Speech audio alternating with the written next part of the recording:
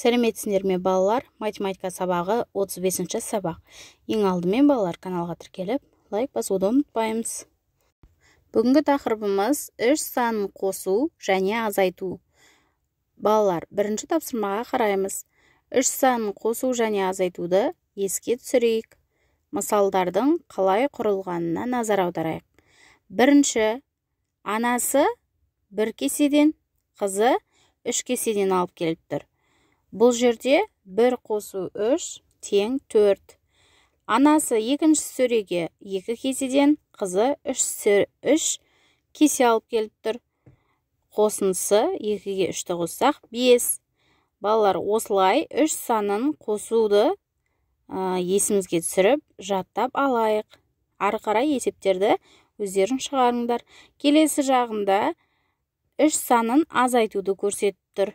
4-тен 3-ті алсақ 1, 5-тен 3-ті алсақ 2, 6-дан 3-ті алсақ 3 деген сияқты мысалдар берілген.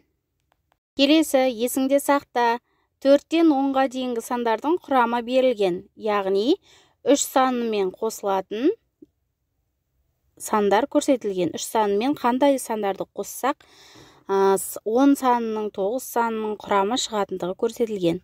Мысалы, 10 санының құрамы 3 қосу 7, 10, 7 қосу 3 тең 10.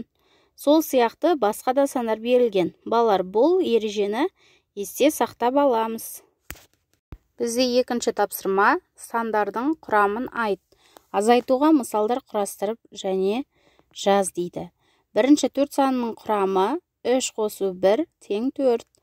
7 санының құрамы 3 қосу 4 тең 7.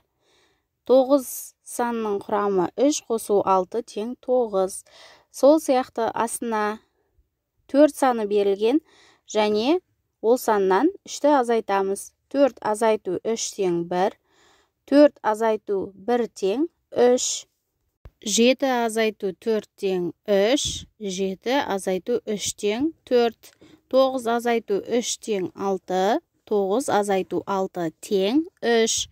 Міне балалар, осылай санды есепті тексеріп аламыз сандарды қою арқылы.